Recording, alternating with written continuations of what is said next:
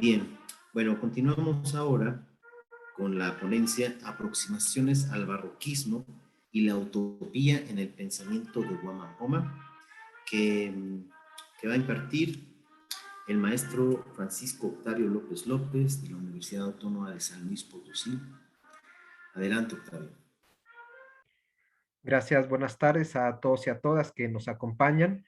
Primero que nada, pues bueno, agradecer al doctor Ruiz Sotelo por la organización de este coloquio y en sí de todo el trabajo que hay detrás, y no solo del doctor Ruiz, sino también de las personas que están haciendo esto posible, ¿no? Eh, bueno, primeramente voy a tratar de compartir. Me avisan cuando se pueda ver. Adelante, se ve. ¿Ok?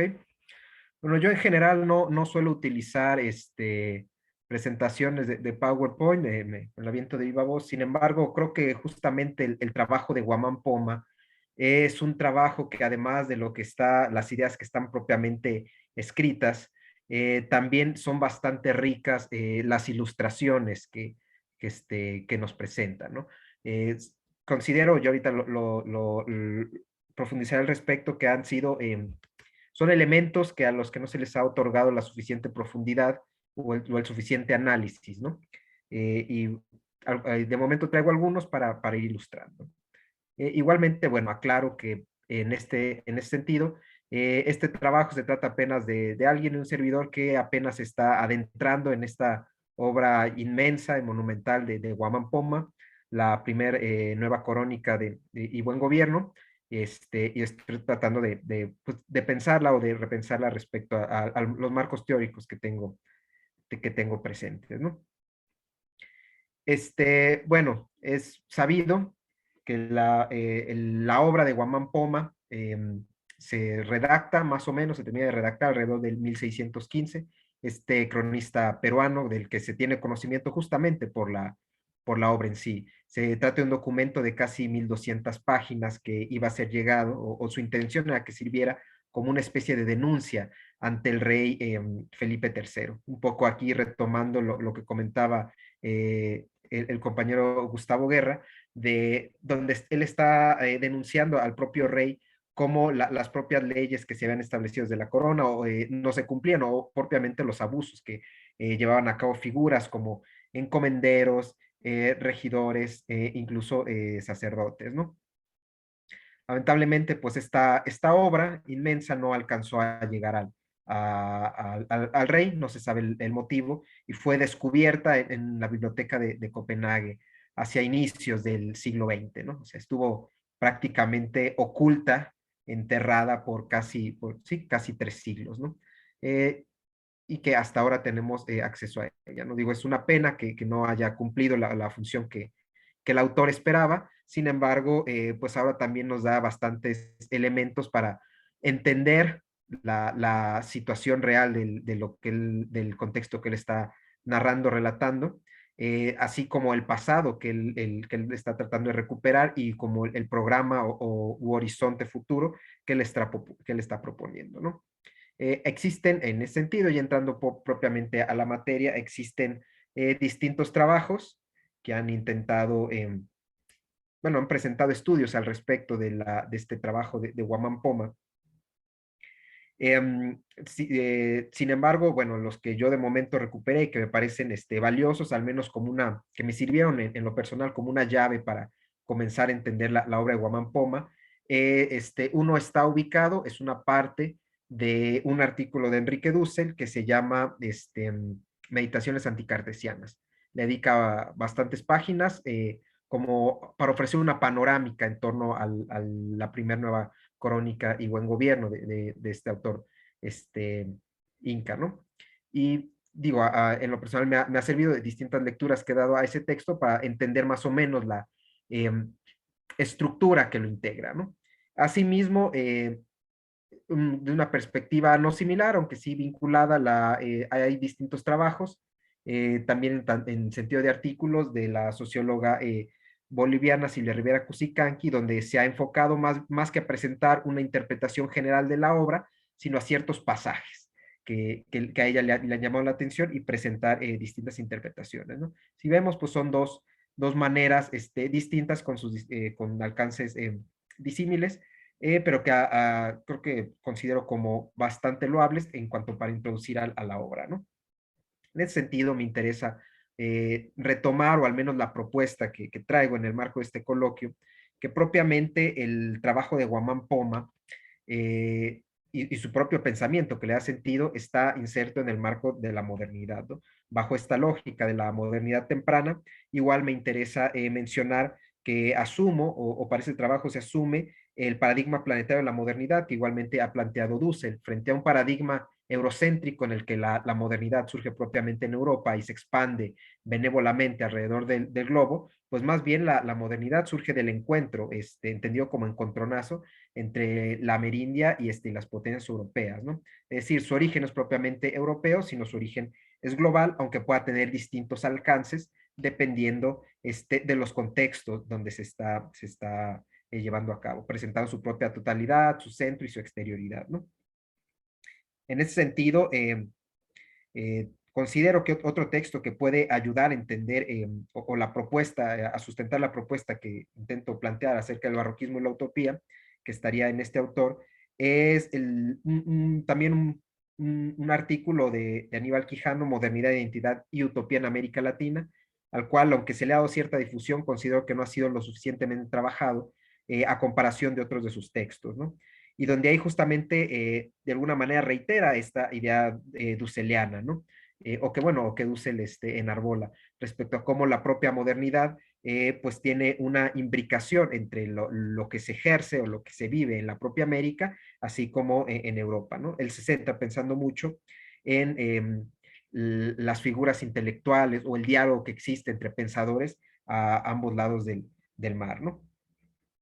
En ese sentido, Guamán Poma, conforme vamos adentrándonos a su trabajo, podemos ver que está asumiendo ciertos elementos de la modernidad. No se trata de, considero, una lectura donde simplemente, bueno, que replicaría las lógicas que existían previa a la conquista, sino que ya vemos suficientes elementos que existen o que son de procedencia europea, aunque no de origen, sí de procedencia europea que nos llega o que llega a partir de ese canal, ¿no? Y que los asume, pero también los reinterpreta, ¿no? Podemos tener distintas distancias frente a ciertos planteamientos, pero hay otros que son bastante valiosos, ¿no? En este caso quise ilustrar con una de las ilustraciones que ofrece Guamán Poma, donde pone justamente a lo que parece ser como Dios Padre, propiamente, sí, de la tradición semita y cristiana. Sin embargo, también, esto en el entendido que él está asumiendo el propio cristianismo, ¿no? Aunque le intenta dar un vuelco justamente para denunciar la situación de opresión que viven los propios pueblos originarios o pueblos indios bajo ese contexto. Él no niega la religiosidad cristiana, él tampoco pone en duda la majestad del rey Felipe III, sin embargo, sí hace ciertos matices que ahorita se irán profundizando, ¿no? Esta, bueno, fue la primera ilustración. Esto en el marco de la modernidad. Entrando ya propiamente al pensamiento barroco o las expresiones barrocas o el barroquismo, bueno, aquí a quien presento es una ilustración, bueno, que yo hice acerca de Bolívar Echeverría, uno de los autores o que desarrolló fuertemente el pensamiento o bueno, la concepción de lo barroco en el ámbito de la cultura y en el ámbito también de la política, ¿no? Podemos ver, o bueno, se ha tratado de entender cómo distintos autores y autoras en las últimas décadas eh, se han enfocado con distintas también conclusiones en el tema de la modernidad, ¿no? En ese sentido, Bolívar Echeverría, aunque guardaría ciertas distancias con autores que ya mencionados, como Dussel y Quijano, sí yo considero que mantiene ciertos elementos que podrían complementarse, ¿no? En este caso, un elemento muy valioso, considero, es propiamente lo que él plantea como el cuádruple ET de la modernidad, o ET, en cómo se desarrollan distintas estrategias para afrontar la propia modernidad capitalista, aclarando que para el propio Bolívar Echeverría es posible una modernidad no capitalista. Bueno, y él lo que está planteando es justamente en el proceso colonial que una de estas expresiones, tenemos al etos realista, el etos clásico, el etos romántico y lo que ahorita interesa es el etos barroco, que sería una estrategia propia para de resistencia a la propia modernidad capitalista. Y no solo eso, sino que también es una forma de mestizaje cultural, que es lo que de momento me llama bastante la atención, ¿no? En ese sentido, me interesa también, o bueno, vincular lo que considero o lo que planteo, al menos en este momento, a modo de hipótesis, que en el trabajo en la obra de Felipe Guamán Poma, el propio autor inca está llevando a cabo una estrategia de barroquismo, ¿no? De alguna manera es una forma de resistir a la propia experiencia colonial, ya que ya se había instalado en América, aunque al mismo tiempo también pretende de alguna manera guardar una cierta distancia. Y así como propiamente en el mestizaje barroco se resumen ciertos elementos críticamente y otros son desechados, asimismo en las propias expresiones que está planteando Guamán Poma, encontraríamos este proceder que el propio Bolívar le llama código fágico. Asume ciertos elementos, se deja devorar por el código del colonizador y al mismo tiempo lo retrabaja desde dentro. Si Bolívar Echeverría plantea que el propio guadalupanismo es un ejercicio de un proceder barroco, del barroquismo, considero que bien cabría que la propia obra de Guamán Poma entraría dentro de este contexto, ¿no? Asimismo, bueno, otra de las intuiciones que me interesa retomar de la ya mencionada Silvia Rivera Cusicanqui, es que ella plantea en torno que hay una distancia a veces entre el texto y el texto y la gráfica que está inmersa en la obra de Guamán Poma. Recordando que las propias ilustraciones son casi 400, las que están en esta obra. Y bueno, su hipótesis que cabría propiamente desarrollar, aunque es bastante sugerente, alude al hecho de que en el texto se manifiesta una actitud un tanto de subordinación o de reconocimiento a la autoridad y majestad del rey Felipe III.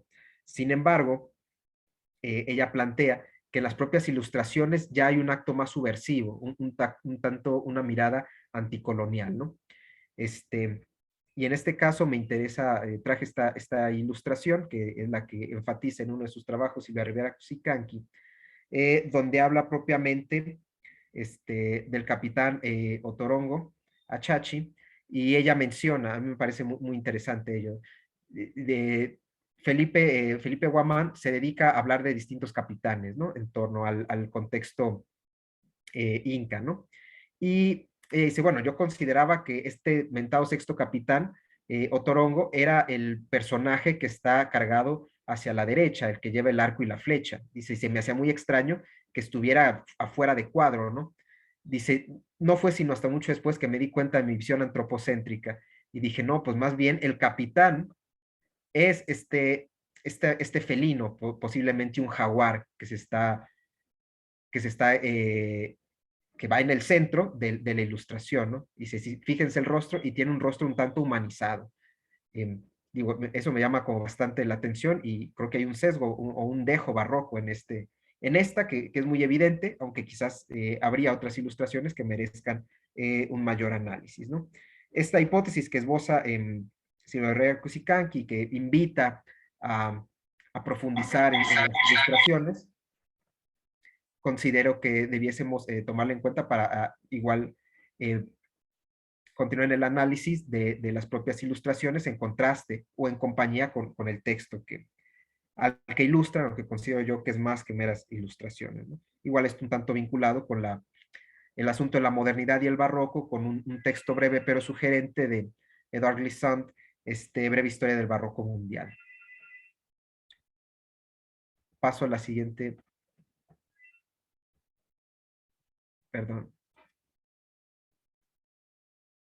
Ok, y ya propiamente, un tanto se me pasó mencionar que igual para Bolívar Echeverría, él considera que estas prácticas barrocas estarían vinculadas con lo que él denomina una utopía alcanzable. que sería, bueno, para él una modernidad no capitalista, ¿no? Lo que interesa en este momento es cómo intenta vincular el barroquismo con la noción de utopía.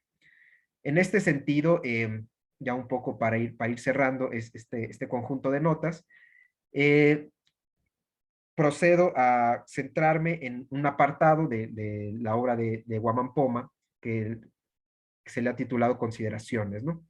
Y yo planteo que este trabajo o esta sección, que pudiese extenderse quizás a toda la obra, tiene un esquema propiamente utópico, ¿no? En ese sentido, el propio Dussel en este texto ya mencionado, Meditaciones anticartesianas, establece que propiamente cómo está la estructura, él menciona una utopía del pasado, un presente nefasto y un futuro deseado, ¿no? Pensando, él ve como Dussel interpreta, ve la utopía como algo, como es, generalmente se le entiende como un no lugar que ha quedado en el pasado, ¿no? En ese sentido, me interesa más bien retomar una idea de utopía o una concepción de utopía que es muy coincidente en otros dos autores también latinoamericanos o nuestroamericanos, que son el argentino Horacio Ceruti y el vasco salvadoreño Ignacio Yacuría, ¿no? Ambos dedicaron a buena parte de su obra, considero que quizás más Ceruti, al respecto al tema de la utopía. Él plantea, Ceruti en este caso, superar esta idea de la utopía como un sueño inalcanzable, como algo que estaría muy bonito, pero que no podemos concretar, y más bien tomando como referencia la estructura que en literatura tiene el género utópico, él lo plantea ahora sí como un proceder propiamente filosófico y programático. Es lo que él denomina lo utópico operante en la historia, ¿no? ¿Cuál es este esquema o cuál es esta estructura?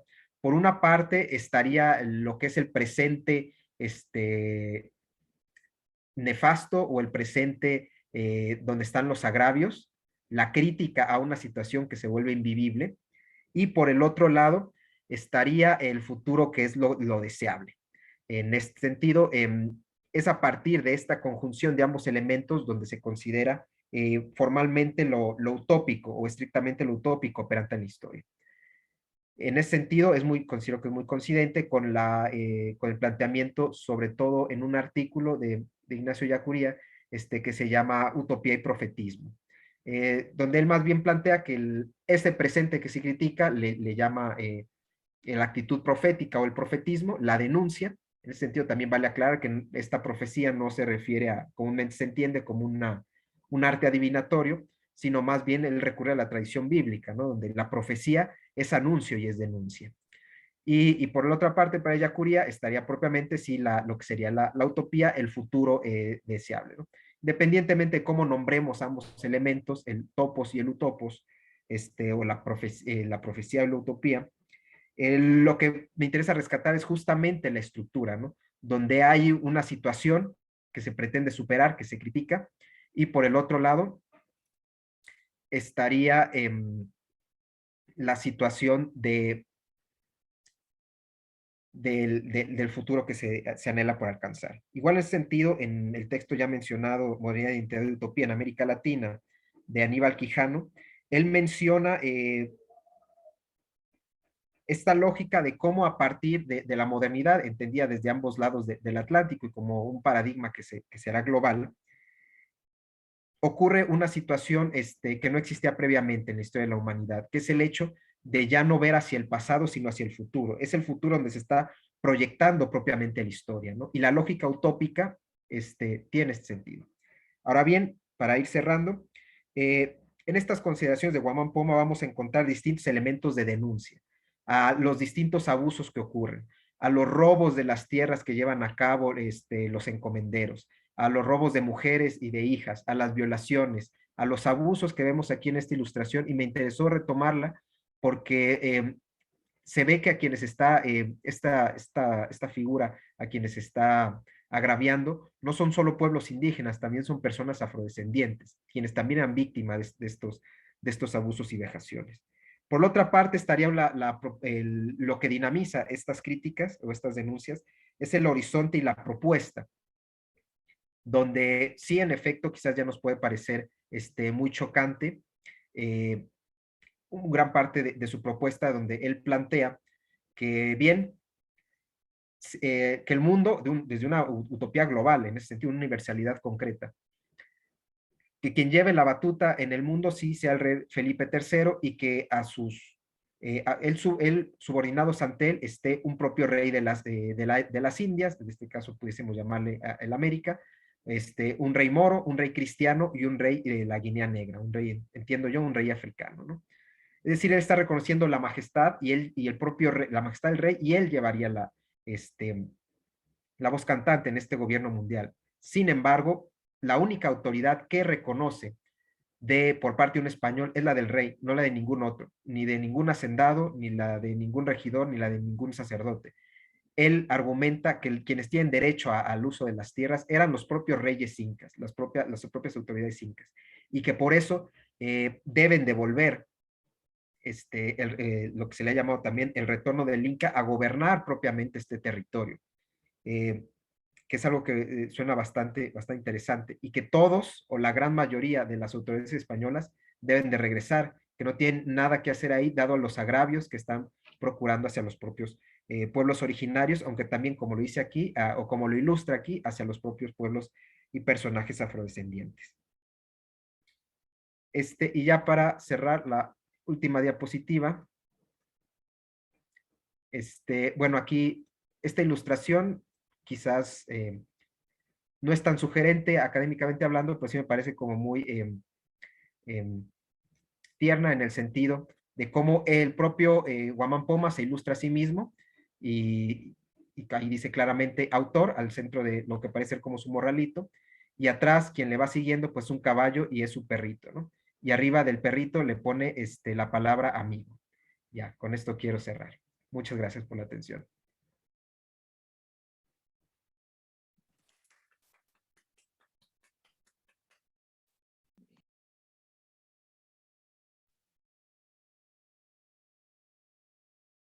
Bien, pues muchas gracias, Octavio.